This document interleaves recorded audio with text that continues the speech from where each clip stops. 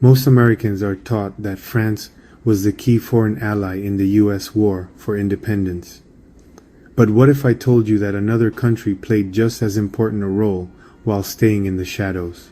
And what if I told you that a Spanish general, Bernardo de Galvez, led thousands of troops, captured British forts, and helped shape the outcome of the American Revolution? This is the story of how Spain, and especially Bernardo de Galvez, helped the United States become a free nation. Spain wasn't a formal ally of the United States, but it was an enemy of Britain. And from the very beginning of the war, Spain quietly supported the American colonies.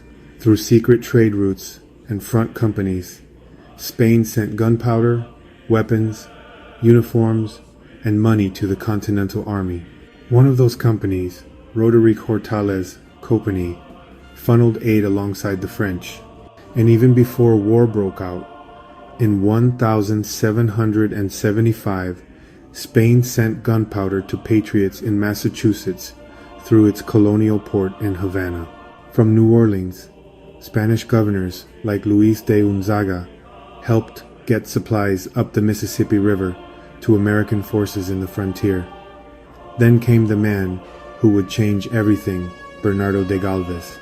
Born in Malaga, Spain, Galvez was appointed governor of Spanish Louisiana in 1777 at the age of just 31.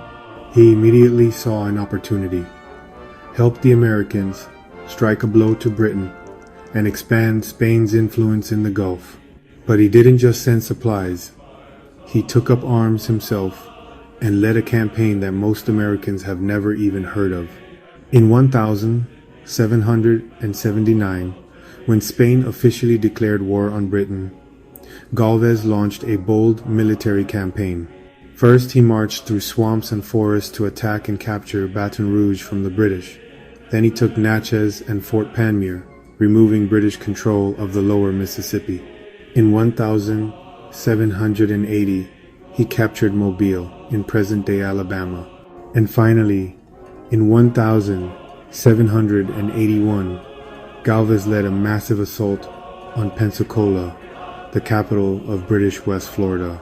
He commanded a mixed army of Spaniards, free black troops, native allies, and Cuban volunteers. Even after being wounded, he personally led the final attack that forced the British to surrender. With that victory, Spain had cleared the Gulf Coast of British presence, protecting the southern flank of the American colonies. Why does this matter? Because Spain's victories distracted British forces, pulled resources away from the northern colonies, and cut off British supply routes. Spain also provided millions in loans and gold through Cuba and Europe, helping keep the Continental Army alive. And without Galvez's success in the south, the British might have reinforced their army in the Carolinas, possibly changing the outcome of the war entirely. In short, Spain didn't just support the revolution, it helped win it. After the war, the U.S. Congress thanked Galvez for his bravery. His name appears on the map of Galveston, Texas, and his portrait now hangs in the U.S. Capitol. In 2014, over 230 years later, Congress posthumously made Bernardo de Galvez an honorary U.S. citizen, a rare honor given to just a handful of people in history. His personal motto, written on his coat of arms, reads, "Yo solo, I alone," a nod to the moment he led his fleet into battle when others hesitated. So the next time we talk about the heroes of the American Revolution, let's remember that the fight for freedom wasn't just American, it was international. And among those who helped secure our independence was a brave Spanish general who crossed swamps, fought through gunfire, and stood tall against empire. His name was Bernardo de Galvez, and his legacy deserves to be remembered. And the next time someone in the United States or Puerto Rico says something negative about Spain, remind them of the direct impact Spain had on the independence of this country. Without Spain, without Galvez, the United States might not even exist today.